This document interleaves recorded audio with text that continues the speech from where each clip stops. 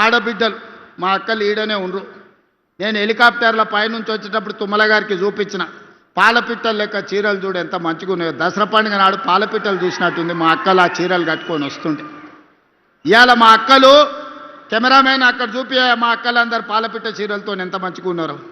ఇంటాయన కూడా సంతోషపడతాడు మా అక్కలందరూ ఇంత మంచిగా కనిపిస్తున్నారు అంటే. ఇవాళ మా అక్కలందరూ పాలపిట్ట చీరలు కట్టుకొని ధైర్యంగా మా తమ్ముడు వచ్చిండు పండుగ పూట చీర పెడితే మాకు సారే అని చెప్పి ఇవాళ తమ్ముడిని ఆశీర్వదించడానికి ఇంత దూరం వచ్చారు మా అక్కలు. ఆ ఎల్ల బతుకమ్మ చీరలు ఇచ్చింది.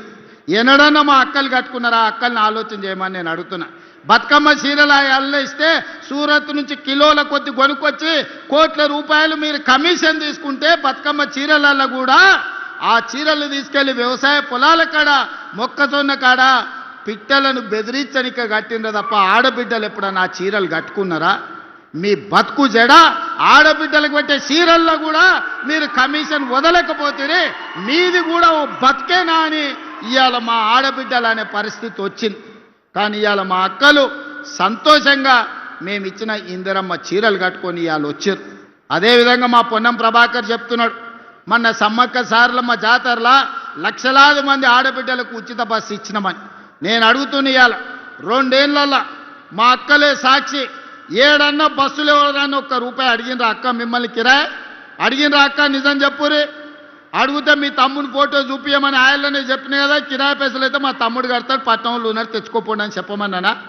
2 ఏళ్లలో ఆడబిడ్డలకు ఉచిత బస్సు ప్రయాణానికి 9,000 కోట్ల రూపాయలు నేను పొన్నం ప్రభాకర్ గారికి లెక్క కట్టి నెల నెల పైసలు కట్టిన. మా ఆడబిడ్డలు బస్సులో ఉచితంగా పోతే ఆ ఎల్లా అమ్మగారింటికి పోవాలన్నా, అమ్మవారిని దర్శించుకోవాలన్నా, కొండగట్టుకోవాలన్నా, వేములవాడ రాజన్నను దర్శించుకోవాలన్నా ఇంటి ఆయన ముందల చేయి చాపాలి మా అక్కలు. అయ్యా నేను రాజన్న దగ్గరకు పోయేస్తా, కొండగట్టుకు పోయేస్తా అంటే ఇంటి ఆయన చెప్పడే ఇప్పుడు దసరా పండుగ కదా దీపాలు కోదు కానీ లేకపోతే ఉగాది పండుగ పోదు, ఇప్పుడు ఏం తొందర ఉందని. అమ్మగారింటికి పోయేస్తా అంటే ఇప్పుడు ఏమంతా పొడుచుకొచ్చింది అమ్మగారింటికి పోయి చూసిరానికి అని అనేటోడు. కడుపులో బాధ దుఃఖం ఉన్నా ఇక ఆయన నగదు ఇవ్వకపోతే బస్సులో పోలేని పరిస్థితి. మా అక్కలు మనసులే బాధ పెట్టుకొని ఇంటికానే పిల్లల్ని చూసుకుంటూ ఉండేది. ఇవాళ పరిస్థితి ఎట్లుంది? ఇంటి ఆయన బాయికాడిపోతే అక్క అమ్మగారింటికి పోయి అమ్మని చూసి మళ్ళీ సాయంత్రం లోపల ఇంటికి వస్తుంది.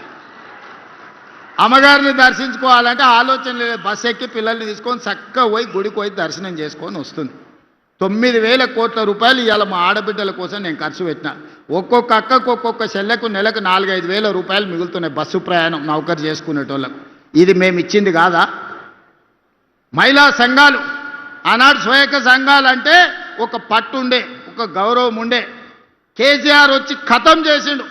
పావులా లేదు, సున్నా లేదు, వడ్డీ లేదు, నగదు లేదు. మా ఆడబిడ్డల చేతుల సిల్లి గవ్వ లేకుండా చేసిండు. మనం వచ్చినాక 27,000 కోట్ల రూపాయలు ఆడబిడ్డల చేతులు పెట్టి మీరు వ్యాపారం చేయండి, మీరు కోటీశ్వరులు కాండి అని 27,000 కోట్ల రూపాయలు ఇవాళ 0 వడ్డీతో మా అక్కల చేతుల నగదు ఆడుతుంది. ఇవాళ బస్సులో ఉచిత ప్రయాణమే కాదు 1000 బస్సులకు మా పొన్నం ప్రభాకర్ గారు ఆడబిడ్డలను యజమానులను చేశారు. ఆర్టీసీకే బస్సులు పెట్టి ఇవాళ మా ఆడబిడ్డలు నడిపించే పరిస్థితి వచ్చింది.